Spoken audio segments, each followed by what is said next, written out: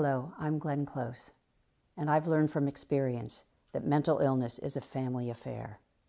When my nephew was diagnosed with schizoaffective disorder and my sister was diagnosed with bipolar disorder, our family had no knowledge of or vocabulary for mental illness.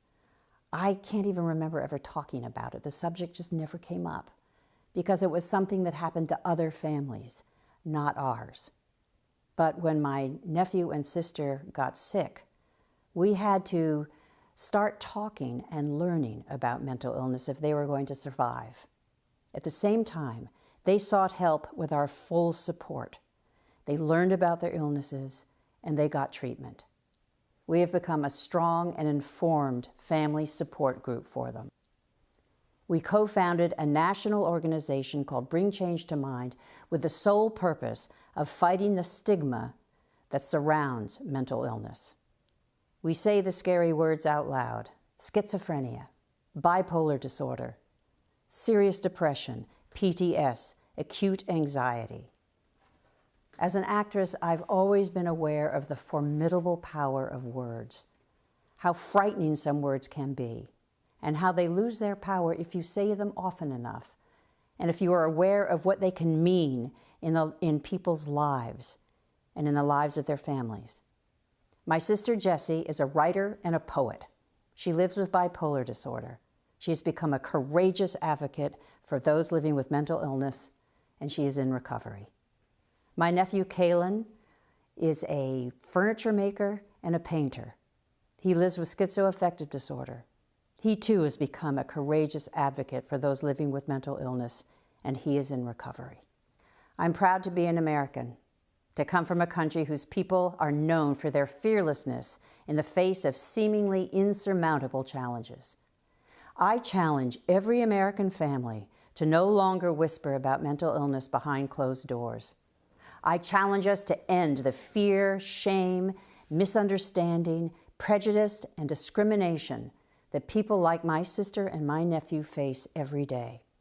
I challenge us to fling the doors open so there's no one who has to struggle in silence and isolation.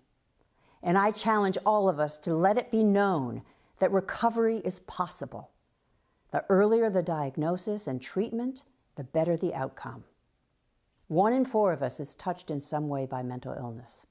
1 in 4 in restaurants, airports, classrooms, bus stations, on the sidewalks, at work, in homes across this great country. 1 in 4. So we're all in this together. Let's walk in each other's shoes, look into each other's faces, listen to each other's voices. But most of all, let's start by talking about it.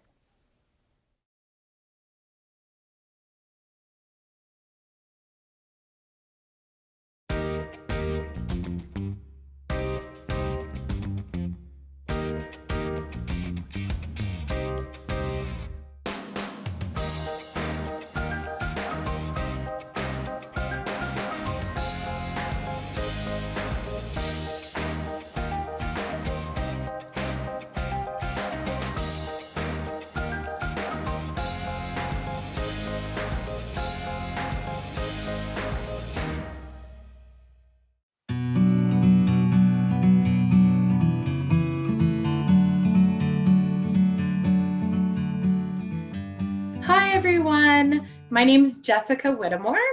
I'm a clinical social worker with Chesapeake Supportive Care. I'm here today to talk to you a little bit about COVID-19, what everyone's talking about. But I want to focus on what it's doing to our feelings and our emotions, what it's bringing out of us. I think one of the biggest things I see is anxiety and fear, feeling that overwhelming feeling. We don't know what's going on. This is all new, hearing new stuff every day, scary things. So I want to focus today on strategies, tips and tricks, things you can do to help calm some of those feelings. I want to make sure I acknowledge all those feelings are very valid and normal in this time. I hate to say normal because these are some unprecedented times, right? But they are normal. Anxiety, fear, worry.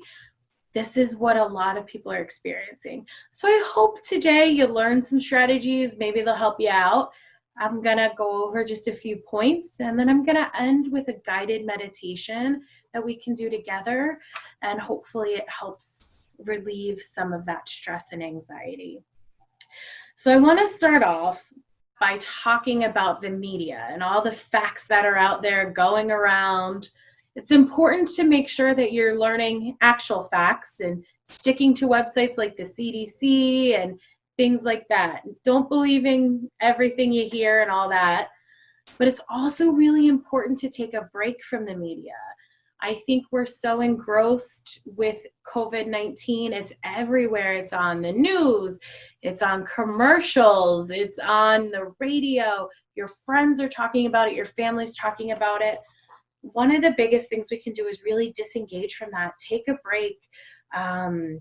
Stop reading about it. Stop hearing about it. Even just setting aside 1 hour a day where there's no COVID-19 talk can be really helpful. I think it's also really important to make some time to unwind. Find an activity you enjoy that brings you joy. We all cope in different ways. What I like and what you like and what your friend likes, they're all going to be different, and that's all okay. But what's important is finding out what brings you joy, what improves your quality of life, whether it's taking a walk, playing with your cards, play some solitaire, reading a book, calling your friends, calling your family, putting a puzzle together, watching the birds out the window. Spring is here. What can you find? Connecting with nature. There's something for everyone. You just got to find what it is that sparks your joy, and then making time for it. And sometimes you have to schedule that time in, like I talked about before. And that's a perfect thing to do in your hour break from the news. Something you enjoy. What can you do to unwind? It's also really important to connect with others. I know that we're all kind of stuck at home and we're not able to hug our loved ones, see our loved ones, be with them the way we normally are. But we can really focus on connecting in other ways, using your phone to call them, FaceTiming if you can. I also am a big proponent of snail mail. Get out, write some letters. People would love to receive them. Maybe you'll get a pen pal in return. Bring back that old art form. Just keep connected. Wave to your neighbors when you see them outside. Anything you can do to just stay connected. Make sure you're having someone check on you a couple times a week. It can get lonely. It's really important to focus on what we can control. There's a lot of uncertainty out there, a lot of things beyond our control. We don't have any say in what's going on. Take some time to focus on what you can control, your diet, your exercise, your schedule. If you like writing, start a gratitude journal. Take time to recognize the things that are making you happy. The more we recognize them, the more we can find them and do it more on purpose, right? It's really important to do that. One of the most important things that I think you can do is structuring your day. I think it's really important to have some sense of normalcy, having a full day, planning it out in advance. It's really important to keep a designated sleep time every night and a designated wake time. Having a sleep schedule and a sleep routine is going to be so helpful. Sleep is when our bodies re-energize, regrowth, we rest, we heal. And if we're napping all day or just kind of laying around, it makes it harder to sleep at night. So keep a good sleep bedtime, a good sleep schedule. Drink some tea at the same time every night. Get into bed. Wake up at the same time every day. Schedule your meals. It's important to eat regularly, eat healthy meals. I know it's easy to fall into the takeout or whatever's laying around and just snack throughout the day when you're stuck at home, but scheduling 3 meals a day, keeping those meals is really important. Scheduling exercise times, even if it's something small. You're sitting in your chair right now watching this on TV. Move your legs a little bit. Do a couple leg lifts. It's really important. Schedule, say every day at 10 a.m. I'm going to do 10 leg raises. Do that for a week and then see where it gets you. but it's important to kind of keep that routine and that structure. It gives us something to look forward to too. Another thing that is really important is just to acknowledge your feelings. It's okay to be overwhelmed. It's okay to be anxious. We're all kind of feeling this way. Once you acknowledge them, then we can really begin to address them and start healing some of those things. We're all in this together. We're really all going through the same thing. I know it doesn't feel like it because we're stuck at home alone. I'm alone here, but we are all in this together. I'm going to close with a guided meditation. So I'm going to give you a minute just to get in a comfortable position, and we'll get started with that.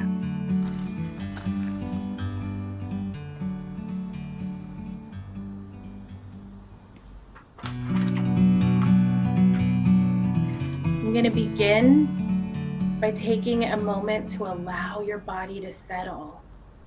Find a comfortable position. Begin by closing your eyes. Take a deep breath in. Fill your belly with air. Expand it as big as you can. When you exhale, let your belly relax. Let your shoulders relax. I want you to feel your jaw release. Let your tongue fall down from the roof of your mouth. Feel your arms get heavier, sinking into relaxation. Let your stomach soften and relax. Feel your legs. Feel them get heavy. Feel them relax. I'm going to guide you through this practice. We're in this together. We're going to practice creating a space with less stress, a place of openness, a place to let go of your worry and your fear. This is a safe space. My hope is that you'll take this practice with you, take it into your life, be able to refer back to it and use it in times of worry and fear. Invite your body to feel nourished and fed. As you breathe in, imagine all the energy and positive emotions that your body needs. Breathe it in. As you breathe out, let go of any tightness, tension, toxicity. Breathe it all out. Breathe in warmth and openness. Breathe out tension and tightness. Check in with your body. Has any tension come up in any of the usual or unusual places?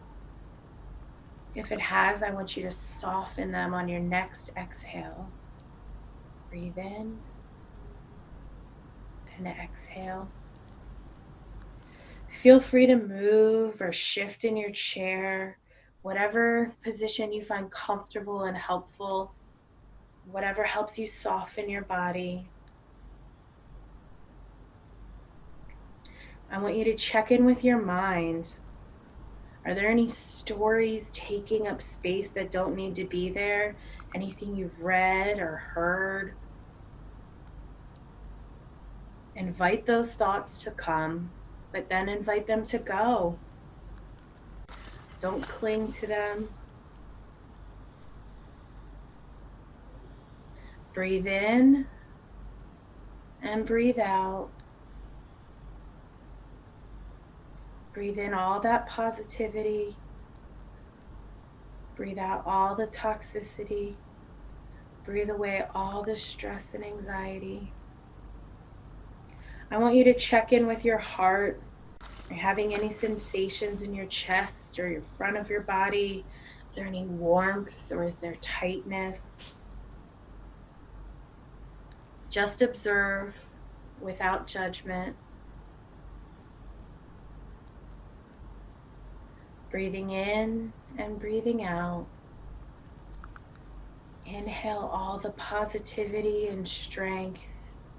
Exhale all the negativity, all the worry, all the fear. Exhale it all out. Keep breathing. See if you feel more open, more at ease, more space than when we first started.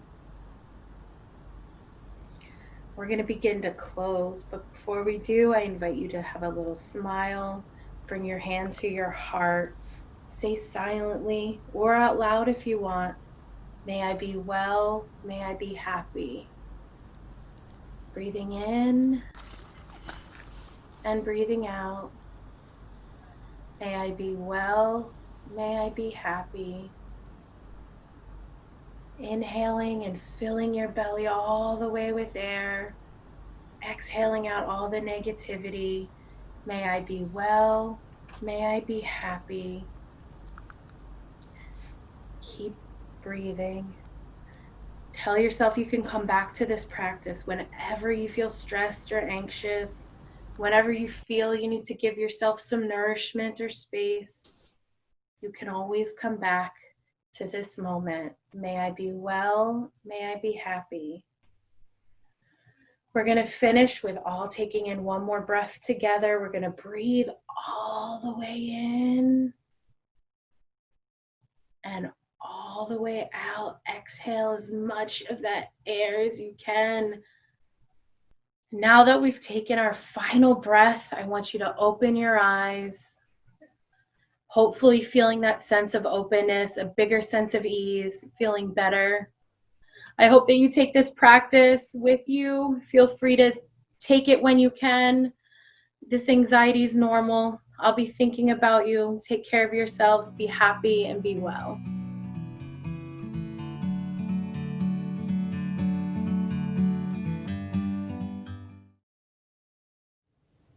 I'm Kay Jamieson from the Department of Psychiatry at the Johns Hopkins School of Medicine. I have a very severe form of bipolar illness, which I've had from the age of 17.